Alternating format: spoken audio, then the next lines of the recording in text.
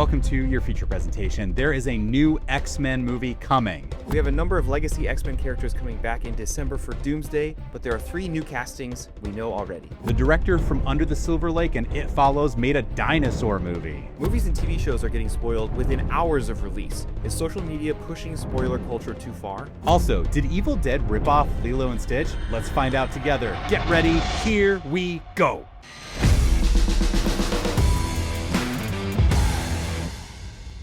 We both absolutely loved Spider-Man. Yep. And I know you love X-Men. I do. When we went on vacation together, you had like 30 minutes of downtime, no kids, alone. And I walked downstairs and you're doing like a root beer float and watching X2. And I was like, this is tight.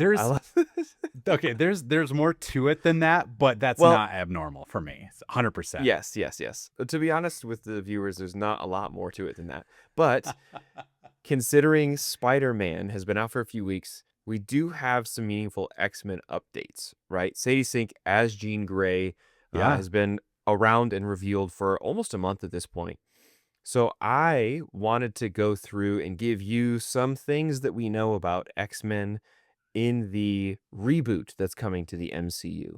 And Sweet, let's hear make it. sure we're on the same page here. Okay, so obviously Jean Grey played by Sadie Sink. Okay, Scott Summers, we did talk about this a little while ago, but Kit Connor is cast as Scott Summers or Cyclops. We know Kit Connor from Wild Robot, which is a movie we both watched for the pod and loved. He was Bright Bill in Wild Robot. In the last week or two, Samara Weaving has been announced as the Emma Frost for the MCU. Fans will know Samara Weaving from the Ready or Not series or 3 Billboards Down, which came out a few years ago.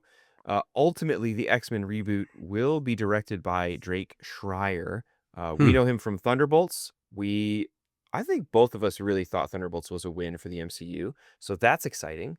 Yeah. And something also I wanted to include was that the writers for the X-Men reboot at this time are Lee Sung-jin from Beef. Have you ever seen Beef on Netflix? Yes. Mm-hmm. And dude, incredible. And Joanna Kahlo from The Bear, and also she was a writer for Thunderbolts. So Nice. Seems like we've got a really nice director who's on par with recent MCU movies that have been doing well. They've produced some stuff that we like, some really good directors. We've seen directors we love. Some really good writers. We've seen directors that we love falter when their writers kind of leave them onto new projects and don't come back for stuff. I think of the we love him, Godzilla director Gareth Edwards. Oh, Gareth Edwards, Rogue One director, Godzilla. Yes, once he parted away from, there was like 1 or 2 writers that he was working with and went on to do some other stuff without them. His movies kind of suffered a little bit, but yeah, the creator were they still writing for that? No, Gareth Edwards wrote and directed the entire thing. Forgot. You know, and I think the creator was so conceptually there, and the trailer looked amazing. I mean, that would definitely be on a list of like, how fun was just that trailer? Wow. It didn't hit. I don't know about for you, but I feel like it wasn't quite there. It was enjoyable, but it definitely needed some help. Probably different writer. I would say that Gareth Edwards is a lot like a Ridley Scott type of director. We talked about this last week. Ridley Scott is incredibly visual, and Gareth Edwards is the same way. The trailers and all the visuals or even just the concepts, like you said, the ideas that he brings into a project are really, really cool and unique, but not a terrific writer. So anyway, that's our current MCU update. And I find this so interesting that we have castings for X-Men in future projects, but different actors who are portraying those characters this December for Doomsday. It's and so I weird. I understand multiverse stuff. That's just anytime someone raises an MCU question, whether it's a plot hole or a casting question or anything, any sort of question, multiverse. It's just multiverse stuff, you wouldn't understand. You've never read a comic, you wouldn't understand. Multiverse. Have you? It's Whatever. Clearly in the comic book. I struggled with that, dude. I'm a lot more excited about Doomsday than you are, but it's like, why don't you wait? Or like, I just love the Sadie Sink style rollout. Like, give us one Yeah, that was a X-Men or tease X-Men within the other stories. And then we're gonna have like an X-Men movie. Oh, finally, I get to see all these characters I love. great way to build it up. Yeah. I'm just not a fan of multiple goodbye, farewell movies for legacy characters, because ultimately that's what feels like Doomsday is going to be. There's a lot of negative things I could say about it, and I Yeah. won't. But anytime Patrick Stewart comes back to a Marvel movie, or anytime Sir Ian McKellen comes back, I'm like, we already said goodbye. This Yeah. was like 2 movies ago. The Wolverine was an incredible goodbye with Patrick Stewart. Like Or Logan, you're talking? Logan, yeah, sorry, Yeah. Logan. The Wolverine was the one where he goes to Japan. Yeah. That was a weird one. Anyway, you get what I'm saying. Yeah. When are The- we gonna get a Wolverine? When are we gonna get the new Hugh Jackman? Well, there's a lot of talk about that too. It's like, how crazy is it that Hugh Jackman's been playing this character the entire time, and we're on our third Jean Grey? Yeah, literally. The Yeah. age gap is troubling. Let's just be Yes, honest. there cannot be a love triangle between Kit Connor, Sadie Sink, and Hugh Jackman. Dude, I don't know. I'm excited for it, but thanks for that wrap up. That's really like interesting, and I'll see it. Thunderbolts to me, that's not like amazing. That director is doing this, but I enjoyed the Thunderbolts, but Yeah. the Thunderbolts was hard because it was a decent movie in a slew of bad at that time in Marvel too. So it's just, I know a lot of people hated on it, but I still really enjoyed that movie. But we'll see. I am excited. I know you're so tired of the like Thor is going to show up and be like, "Who are you guys?" and stuff. Like I am really looking forward though to Thor's reaction to who the Avengers are right now, because I feel like that's how we feel as an audience too. It's like, what is this? The C tier? Is that a Yes. I don't know. I want to say something good about the Doomsday situation. I and so dare you to say rewatched something the trailer. good. I will right now. Here's this. I accept your dare. Here's something good I have to say about the Doomsday movie coming out. Yeah. I rewatched the trailer 3 times this week, looking for anything. And I think that you're right that Thor meeting the new Avengers is going to be pretty funny, especially considering that when they're in a room, it's the new Avengers, Fantastic Four.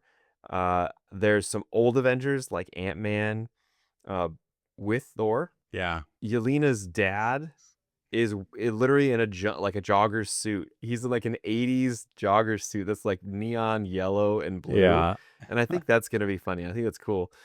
So they won't steer away from the fact that he's probably going to be like, you guys are a joke. But the overall positive thing that I will say, my hope is that everything we saw in the trailer for Doomsday will be in the first 30 minutes of the movie. Yeah, which has been that pretty whole on par thing with them. Yes, I would love it if those scenes with Thor and Doom were the opening sequence, or one of the first few opening sequences where Thor is like, listen, new threat, I got this. I'm going to approach this bad guy.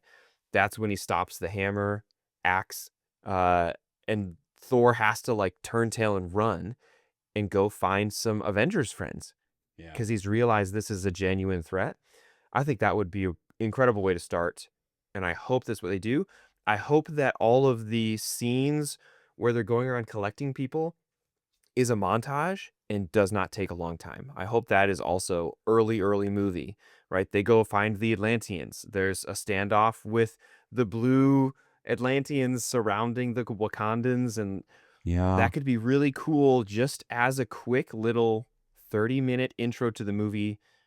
We've told you nothing about the threat, but there is one. Now let's get the team together, and you've kind of bought in at this point, and we can spend the next 2 hours telling you a story. And I think I'd be into that. I'd be really into that. I keep thinking too how they did it in Infinity War, and the bummer is, I mean, Infinity War came after Civil War, so it's not like we had like a happy team, just like, we're ready for the next adventure, call us when something bad happens. Like, they were broken. And so when they remember like Cap's reveal in Infinity War, it's like dun dun out of the shadows, and he catches the spear. So cool. And it's like, we are going to do this again. We're going to get back together. And how cool is that? Because they were fighting in the last one. Now they're teaming up again.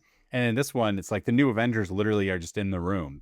Every post-credit scene, every teaser we've seen, they're just chilling in that same room and being like, Mm-hmm. yep, the new Avengers are just waiting for stuff to happen. And Yeah, it has to be the first little bit, and I think that would be a much better teaser. And that's what I'll say. I'm not gonna end that sentence with something negative. I've said enough negative about Doomsday. all right, dude, I want to talk for just a little bit about House of the Dragon because we had Oh the yes, season 3 wrap up. So no spoilers for the finale. cool. But this season's out. I've liked this season a lot, to be honest. I think just rating House of the Dragon within itself, I think this was a lot better than season 2, in my opinion. Yeah, I But agree. it's a solid season.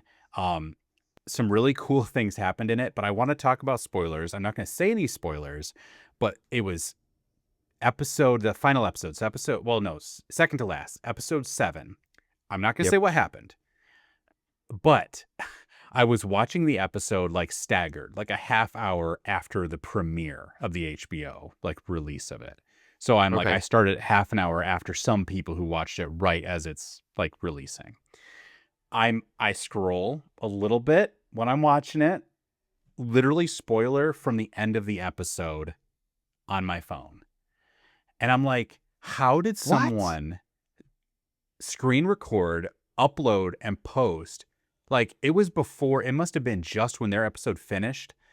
I kind of think before, like, this is the crazy part, And I don't know. Dude, It what? really got me because spoilers are such a bigger deal now than they were, which I want to talk about that in a second. But to me, I'm like, dude, can you wait? I think there should be a courtesy of 12 hours, 24 hours. Like, some people can't watch it night of. And I feel like you should still be like, oh, spoiler alert, here's what's going on. Literally. Yeah. I I was like, hate that. it was a fun spoiler too. It was not it was like I would have loved to have been surprised by that. Like, So whoa. Yes, yeah. yeah. No, that's so lame. Honestly, your 12 to 24 hours is too small in my opinion. Yeah. I still literally we're talking about Spider-Man and like, is this okay? We're talking about Sadie Yeah. Sink as Jean Grey. The movie came out a month ago. And I still want to Yeah. protect the viewer experience because the experience of watching something for the first time and the pieces clicking together for the first time is so important as a Yeah. moviegoer, as a show watcher, that to take that away from someone sucks so bad. I hate that. I think there has to be this reasonableness because like we talked about this before, like we both are big book fans. As you go back through literature, spoilers were not a thing. I mean, chapters, we talk about the Odyssey a lot. There's chapters tell you what happened. Yeah. The death of so and so. Like that's very common in books. Like it's just kind of like here's what happened in this chapter. They're not worried about being surprised by it or anything. One of the most famous kind of semi-modern is the episode 1 soundtrack released, and one of the last tracks on there is called Qui-Gon's Noble End, and everyone's like, that's crazy. You What do you spoiled that. mean? And I don't know, I just think there was like spoilers weren't as big deal, but now they are such a big deal. Spider-Man, that Jean Grey, that was spoiled 2 days, 1 day before, whenever the premiere happened, London premiere. Somebody Yeah. said that on the red carpet. I don't even remember who said it, but I was like, Ugh. and also like, why aren't you posting that? Like, don't like that. Once again, I would have loved to have been surprised by that information. That's such a You cool were way. surprised? I wasn't. I What? had guesses. You weren't surprised? No, because it was spoiled for me. I saw that clip. Oh, That was before I watched the movie. So I was dude, like, I'm so sorry. yeah, We obviously had guesses. We're like, it could be her. It's probably gonna be her. That'd be really cool. I had hopes that it would be Jean yeah, Grey. And when they said her name, Peter found her name online, like searching her up and stuff. Jean Grey. I literally grabbed my wife's arm. I was like, "It's true. It's true." yeah. Like that's so cool. We left the theater, and my wife, we walked out of the theater, out of the concessions area, and we start walking through the bigger lobby that's outside of our theater. And she goes, "So do you think she'll come back as Jean Grey in other movies?" And I was like, "There's no one around. There's no one 20 feet Oh, from us." But I'm you're like still so quiet conscious. woman. Yeah, I'm still so conscious. We're trading with people.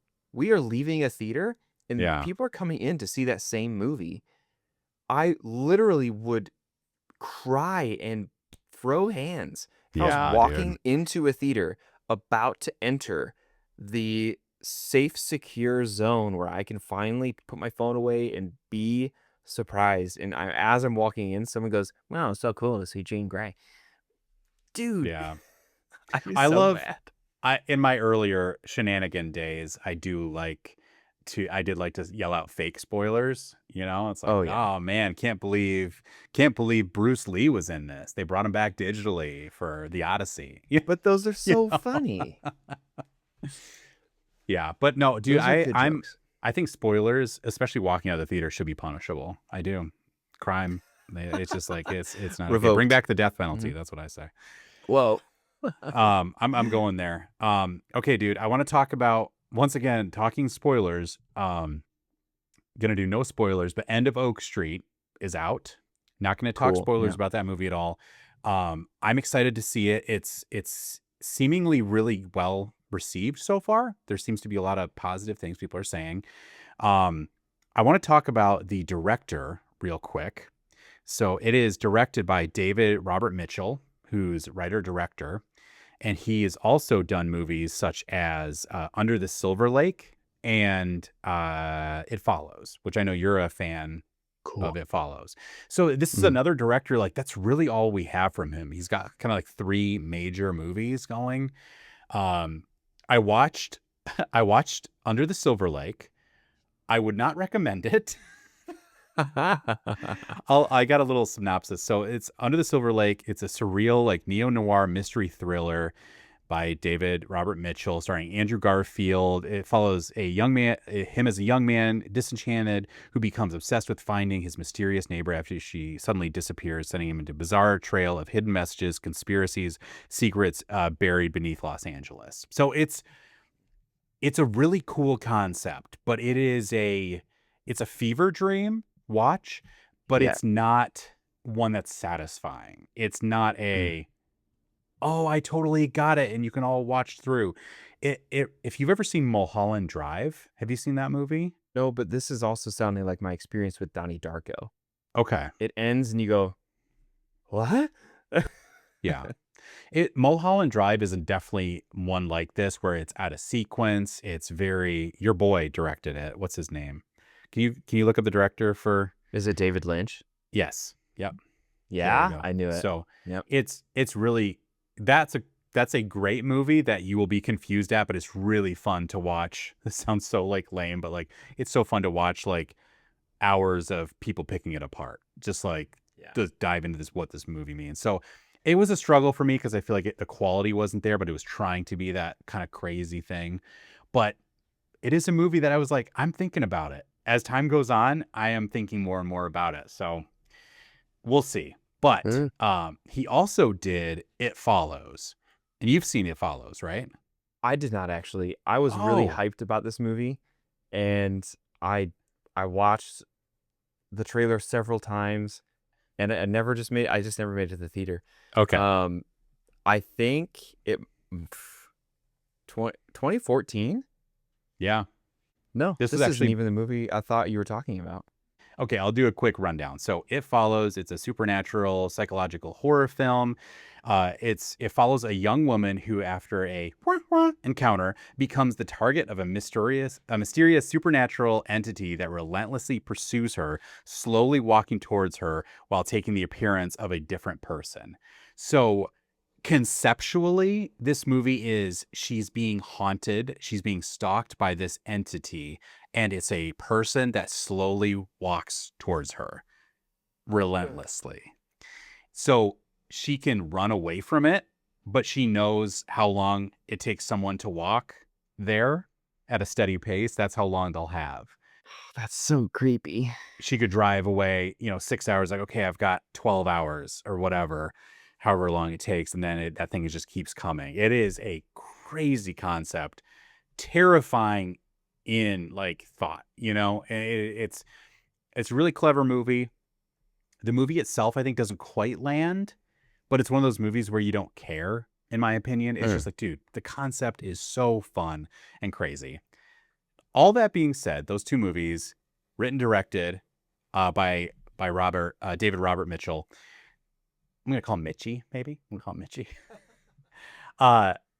That is the guy who wrote and directed End of Oak Street, which is Cool. a Land of the Lost style suburban area gets taken into dinosaur times. This is honestly really good news for this movie in my mind, Yeah. because I thought End of Oak Street was going to be super boring and straightforward.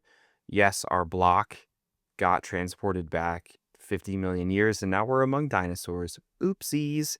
Yeah. But if he's the director, then this is going to get ethereal and heady really quick. And I'm into that. I think that's going to be really captivating. End of Oak Street, survival, sci-fi thriller.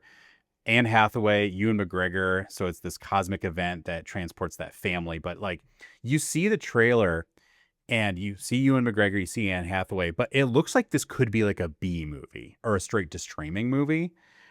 But then everything I just told you, I'm like, I don't think that's what we're going to get. And I don't know. Is this going to land for people because they were wanting a dinosaur movie and they got this psychological thriller? Or did this director actually just give us that straightforward movie, which seems weird for his style, but I'm really excited. I think this makes this seem a lot more fun to me. I know that it's probably not a Cloverfield movie, but if I can get some Cloverfield vibes from it, after opening weekend, if the people that I know who saw it say, holy crap, it was not what I thought it was going to be, you have to see this movie, that's incredible advertising. Yeah. For everyone to be talking about this movie, like, I'm not going to tell you anything about it because you have to just go see it by yourself. I think that's amazing. Like, it's not what you think it is, blah, blah, blah. There's a huge reveal, or the vibe totally shifts. 30 minutes in, you think you know what you're in for, and it just changes. I think it'd be awesome. It's always interesting, a movie like that. I could see it doing really well or people getting upset because it wasn't what they thought it was. But regardless, I think it's going to be a fun concept and I'm really excited to see this. And like knowing that is going in, it's like hopefully this is kind of streamlining his stuff a little bit, or it's a little more connected. But also we're getting a ton more It Follow movies. There's a sequel in production and then there's a third one that he might not direct or something like that. But it's like, oh, this is interesting. This guy is kind of like going all in on the It Follows kind of mythology. Wow. Yeah. So that's fun though. So hopefully that's a good movie. We'll talk about it next week. I think I'll be able to see it here soon and report back. That's incredible. Yeah. Heath, let me ask you a question. Do you I'm think here. for an actor to portray a character, they have to be familiar with the source material? I don't know. I think actors are so different. I feel like if the director or writer really know that character and they tell this is who you are, that's hard to answer. Is Sean Astin better because he was reading The Lord of the Rings the entire time? See, I'm glad you went to Lord of the Rings. Because Always, I baby. think that is a great, I always do. That's a great example. There are a number of people in leading roles for Lord of the Rings who are kind of a mixed bag. Some of them never touched the books, maybe read them afterwards, and some of them read it while they were going through filming or beforehand. I almost lean towards no, because of these fun facts. Are you ready for some fun facts? Yeah, let's hear it. Hugh Jackman had never read an X-Men comic before accepting the role as Wolverine. Yeah. And he thought that Wolverines were fictional animals. He didn't know that they were real. And Yeah, look where like, he's at. I don't know if you're going here. I don't want to steal your thing, but yeah, Please. he was like slinking around, like he was trying to exemplify a wolf. Like when he's like, well, I'm like a wolf. He's like, no, you're a Wolverine. It's like, well, those aren't real. And then the director was like, dude, go to the zoo. And then he literally went to the zoo. was like, that's a Wolverine. Was he in front of cameras when he realized this? I've not heard that. Well, I don't know in front of cameras, but at least rehearsals. Like he was like, here's what Really? I want the Wolverine to be. And he was trying to exemplify a wolf. Oh, that's so funny. Which I'm also like, okay, that's funny, but what's the difference between acting like a wolf and a Wolverine? You know what I mean? Yeah, how do you distinguish that from... You're like, it looks like you're kind of honing in on wolf, and I don't really want you to do that. Yeah. Another fun fact, Austin Butler, his only reference for Elvis was Lilo and Stitch before he accepted the role as Elvis, That's amazing. which honestly is pretty on par with my experience as well. And And honestly, it's a good representation of Elvis, if we're being honest. It's a terrific representation. And you really feel Austin pull that Stitch energy from the ethos Yeah. into his character. He really And embodies Austin. And Austin. Austin. I love the part when Austin Butler puts his fingernail on a record while it's spinning and opens his mouth during his concert and just, yeah, ain't nothing but a hound dog. It's like, yeah, dude, this is classic Elvis. I'm like, I think Yeah, that's Stitch, Elvis does buddy. this all the time. My last fun fact is that Christian Bale knew very little about Batman from the comics. Most of his knowledge was movie oriented, but he very specifically did not pick up any comics and strictly adhered to the character written by Nolan, Yeah. and is one of the greatest Batman representers ever. I would say actors, I think I'm fine with them not knowing the character, honestly. I think they better afterwards, because if they're famous for this character, especially in genre films, they're going to be asked so Yeah. many questions, so they better There's know. going to be a lot of fanfare. Yep. But I'm like, I'm okay with that as long as the writer and the director have a love of that. Like, I think they just need to be like, no, this is this character. This is who you are. You know, I'm okay with that, because it's just like their interpretation is like, I don't know if that's their job necessarily. It's like their job is to become that person, and as long as that's clearly directed to them, Mhm. you know, we talk about like Ridley Scott. I feel like we talk about him every episode because he's important My to us. I boy. think we have strong feelings about him. But he's not a character director. He is a scene director, and you're just playing in it, you know, which is beautiful movies. But I think, yeah, I would say you need a character director Mhm. to do that, to do it well. And if you're not a character director, then you surround yourself with really good writers who can Yes. fill that gap for you, because you're not a one-man show. You can't Peter Jackson it and go make some incredible 3 Hobbit movies off of one book. Oh, wait. That didn't happen. Well, and here's to bring up Jacob Elordi, which we talked about earlier. It's if he is the person that does that type of thing, that's like, I'm going to look into this role, like for the Dog Stars coming up, he's in that. If he reads the book and he likes that character and he is that character and he's just like goes on screen and becomes that character, then Ridley Scott is going to have a good movie. You know, same thing with Josh Brolin. True. So I'm like, those are actors. I'm like, I hope they do their stuff, but at the same time, you know, I think most of the time it's not their responsibility. I would say that's why Ridley Scott is not a good director, is because he doesn't, like, you shouldn't have to, in my opinion. You should be able to just You should be directed. The actor should be Yes. directed and very specific. Yeah. Yeah. Last thing I have for you is just a fun little connection I just made now. You've seen Evil Dead Rise. Yes. Speaking of Elvis, did you catch the scene where Evil Dead Rise rips off Lilo and Stitch? No. Is it the record scene? Yeah, so Ellie Oh is my gosh, yeah, completely totally. possessed.